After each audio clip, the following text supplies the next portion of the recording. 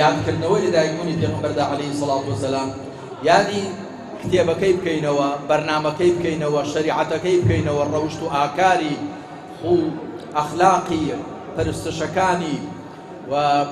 یادی ئەوە بکەینەوە کە ئەو پێغەمبەر عەلەیهی سەڵات وەسەلام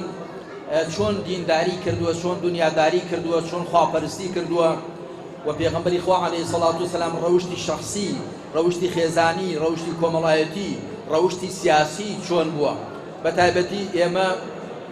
لە هەرێمی کوردستاندا زۆر پێویستیمان بەوە هەیە کە جارێکی دیکە بگەڕێنەوە بۆ سەر ڕێبازەکەی پێغەمبەر صلی الله علیه وسلم، بۆ ئەوەی لەو هەموو نەهامەتی و ناڕەحەتیانەی کە یەخەیان گرتوین دەربازمان بێ. ئێمە بەهۆی دوورکەوتنەوەمان لە هیدایەتی خواوە لە ڕێبازی پێغەمبەر عەلەیهی سەڵات وەسەلام تووشی و گرفتاریانە بووین. چارەسەریشمان هەر ئەوەیە کە جارێکی دیکە بە دڵسۆزی، بەڕاستی، بەساغی باوەش بە ئیمان و ئیسلامدا بکەینەوە، باوەش بە ڕێبازی پێغەمبەردا بکەینەوە عەلەیهی سەڵات وەسەلام، لە هەموو ڕەهەندەکانی ژیانماندا بزانین پێغەمبەری خاتەم چۆن ژیاوە، چی کردو، چۆنی کردو، ئێمەش وا بکەین. بە تەئکید بە گەڕانەوەمان بۆ ڕێباز و سونەتی پێغەمبەر عەلەیهی سەڵات وەسەلام لە ناڕەحەتیەکان، لە ناهەمواریەکان دەربازمان دەبێت. خوای پەروەردگار ئەم ڕۆژە مبارەکە لە هەموو مسلمانان و تەوفیقی مسلماناندا جارێکی دیکە لاپەڕەیەکی سپی لە خزمەت خوادا هەڵدەنەوە،